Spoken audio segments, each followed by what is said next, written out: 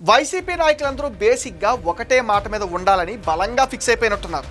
మద్యం కుంభకోణంలో అరెస్ట్ అయి గత 100 రోజులుగా జైల్లో ఉన్న అధికారులు నాయకుల దగ్గర నుంచి బయట ఉన్న జగన్ అండ్ కో దాకా అందరిది ఒకటే మాట. లిక్కర్ స్కామ్ ఏంటి, దాంట్లో అసలు స్కామే జరగలేదు అనే వీళ్ళందరూ చెప్పే నీతి వాక్యం. వీళ్ళని చూస్తూ ఉంటే చెప్పేవాళ్ళు పిచ్చోళ్ళ, వింటున్న ప్రజలు పిచ్చోళ్ళ అనేది నాకు డౌట్ వస్తుంది. 4 నెలల నుంచి సిట్ అధికారులు కింద మీద పడి కుంభకోణం దొంగలను అరెస్ట్ చేసి జైల్లో పడేస్తూ ఉంటే వీళ్ళు అసలు స్కామే లేదంటూ ఉంటే నవ్వాలో ఏడవాలో తెలియటం లేదు. జగన్ రెడ్డి క్రిమినల్ స్కూల్లో ఈ గజ దొంగలు అందరికీ అధికారం పోగానే చేసిన తప్పుడు పని బయటపడుతుందని అప్పుడే వీళ్లకు ట్రైనింగ్ ఇచ్చినట్టున్నాడు జగన్. ఏది ఒప్పుకోవద్దు, ఎవరి పేరు చెప్పొద్దని వీళ్ళందరికీ బాగా గట్టిగా బలంగా చెప్పినట్టున్నాడు. జగన్కి ఇలాంటి చెత్త పనులు చేయడంలో అపారమైన అనుభవం ఉంది.